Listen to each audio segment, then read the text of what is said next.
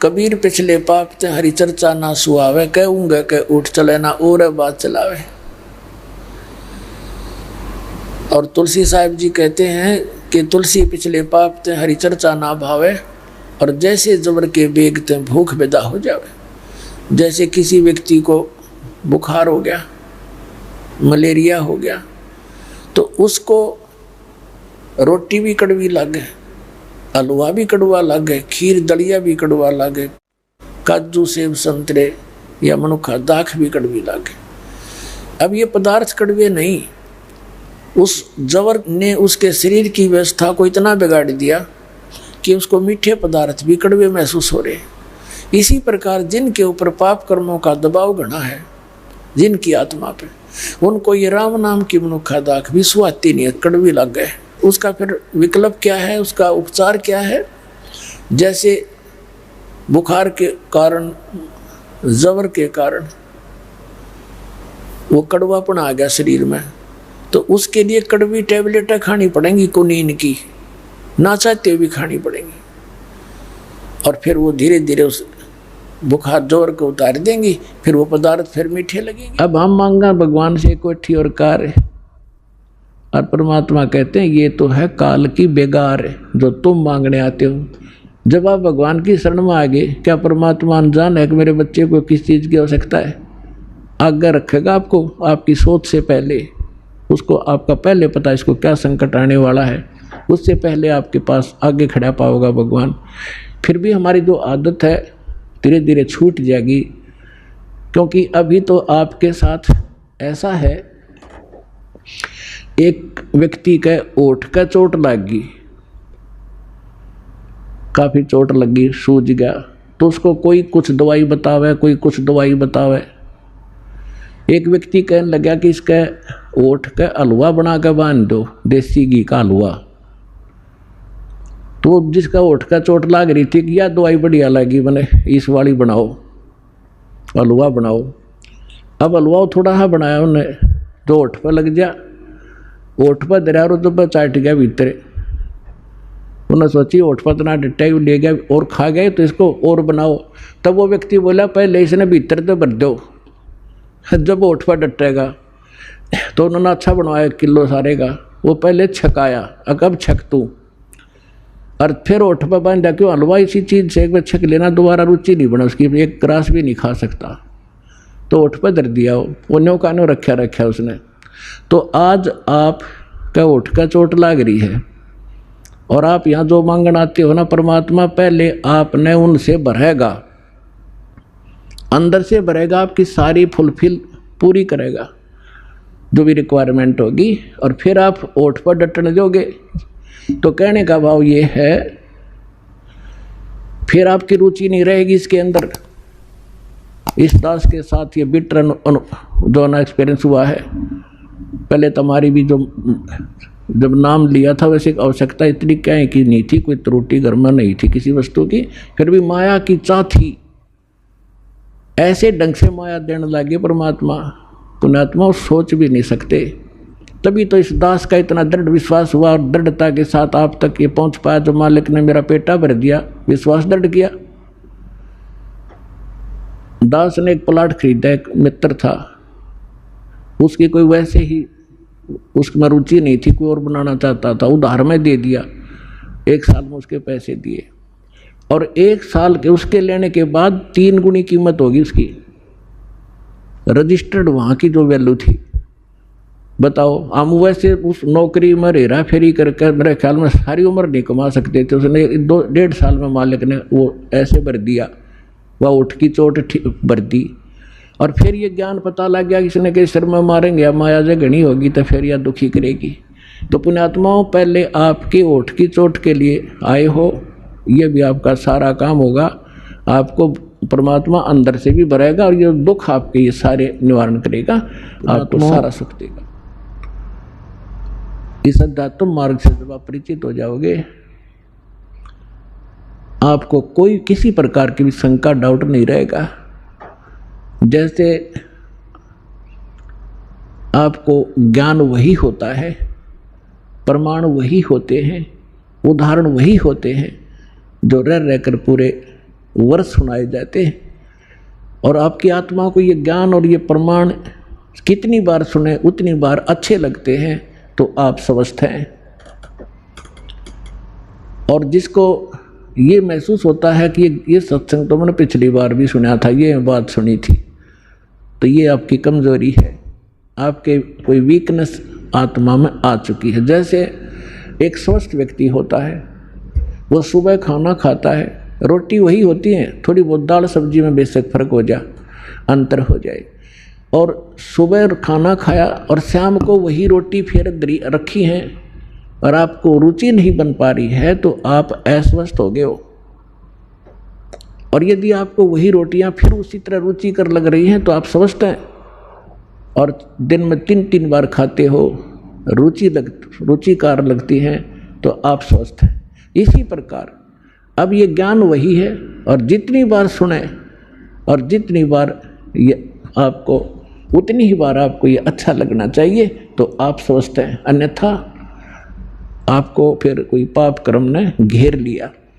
अब जैसे रोगी व्यक्ति है और वो भोजन प्रतिदिन खाता है 2-2, 3-3 बार, और जब वो रोगी व्यक्ति हो जाता है वो, तो उसको एक समय भी एक ग्रास भी खाने की रुचि नहीं रहती।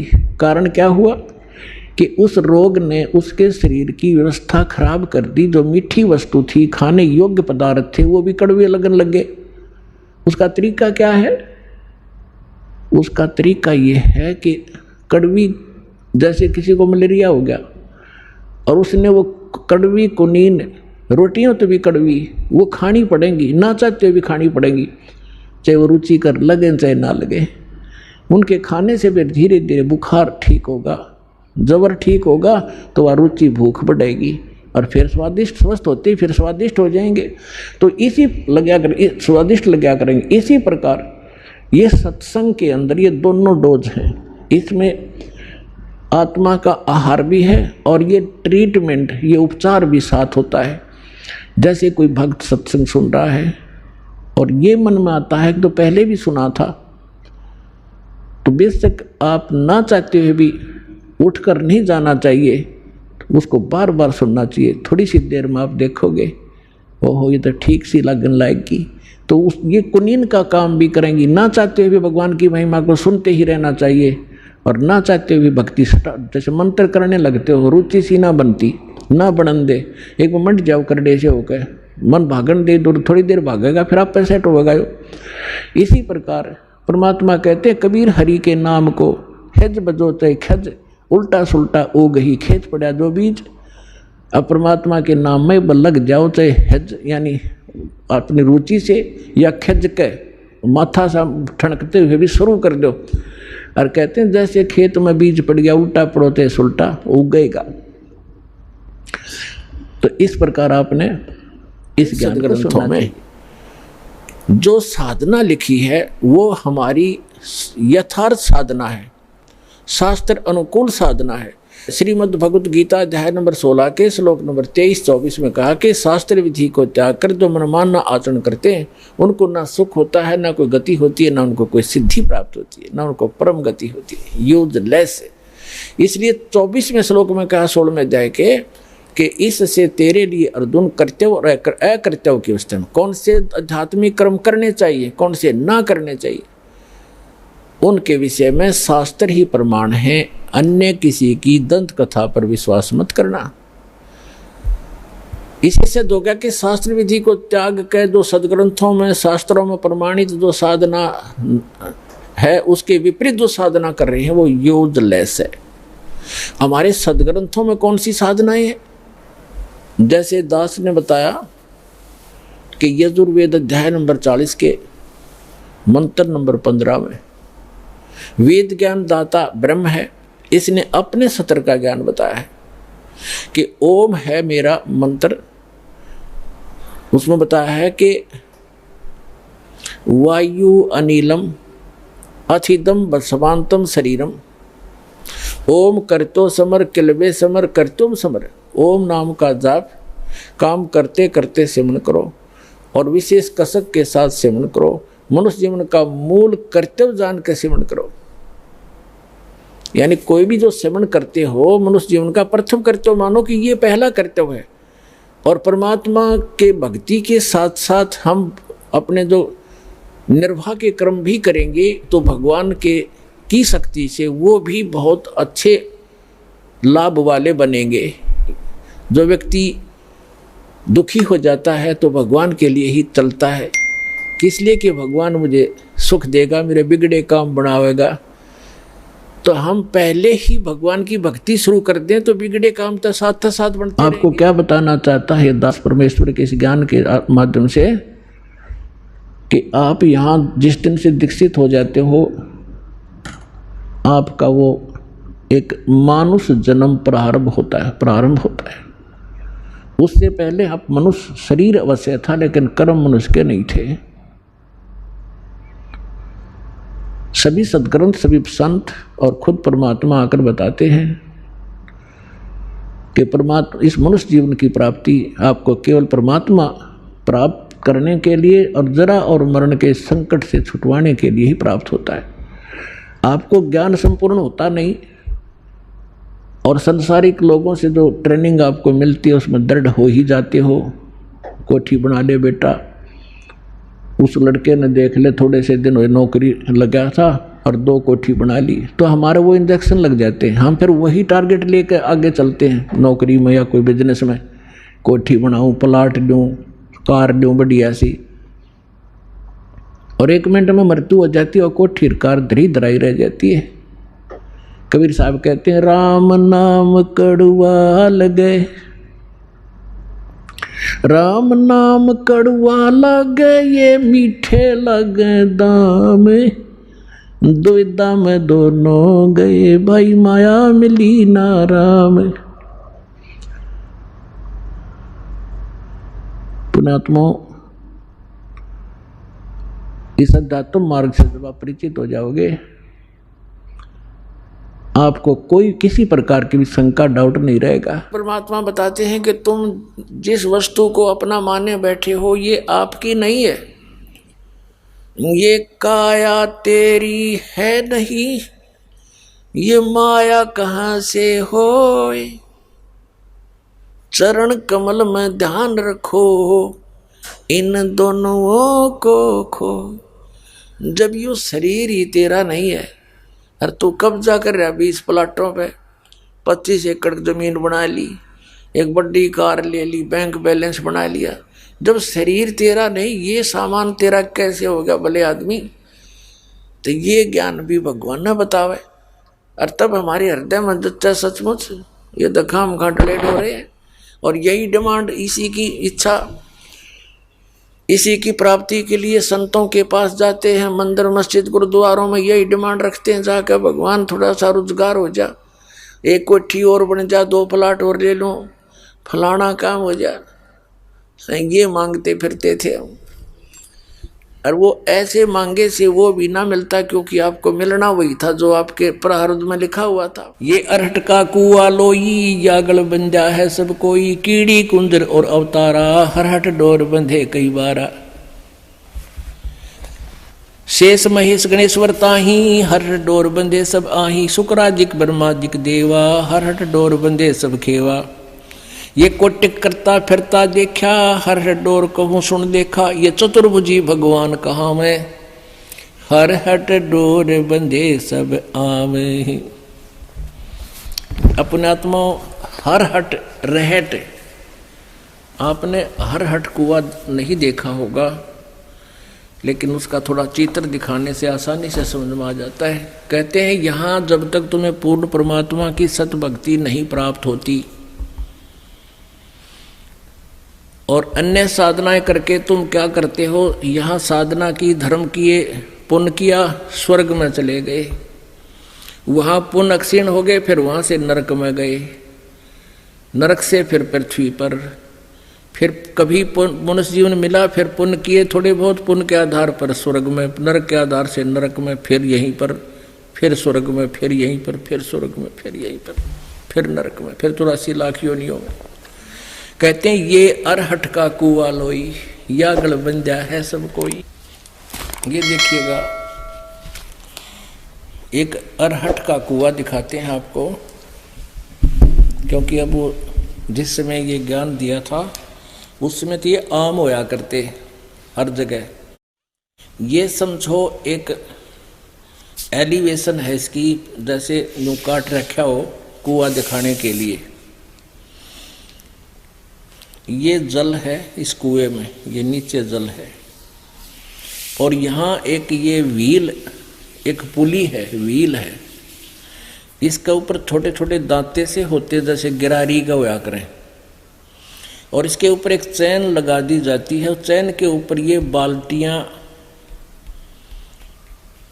फिक्स कर रखी हैं, इन पर नटों से लगा रखी है, और इसको चलाने के लिए एक अलग से बैल चलते थे कोल्लों की तरह अलग से, और वो बैल चलते थे और ये ऐसे सॉफ्ट घुमाती थी इस चक्कर को।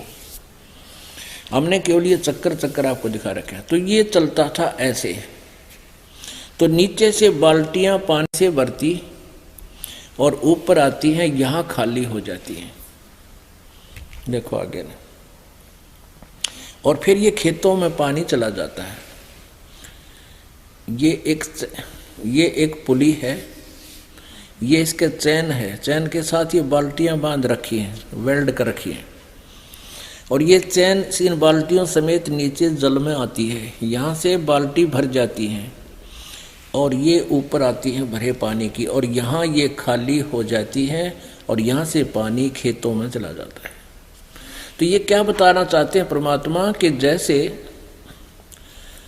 ये रहट के कुएं की बाल्टी नीचे भर कर गई ऊपर, या खाली होगी, फिर खाली नीचे न आई, फिर भरगी, फिर खाली होगी, फिर भरगी, फिर खाली होगी, फिर भरगी, फिर खाली होगी।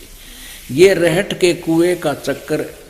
तो ये हमें बताते हैं तुम्हारा जन्म हुआ, थोड़े बहुत पुण्य पाप लिए, भरकर चले, ऊपर जाकर स्वर्ग नरक में खाली, और फिर आगे जन्म मृत्यु का ये अरहट का चक्कर आप जी का समाप्त नहीं, और ब्रह्मा विष्णु महेश का समाप्त नहीं।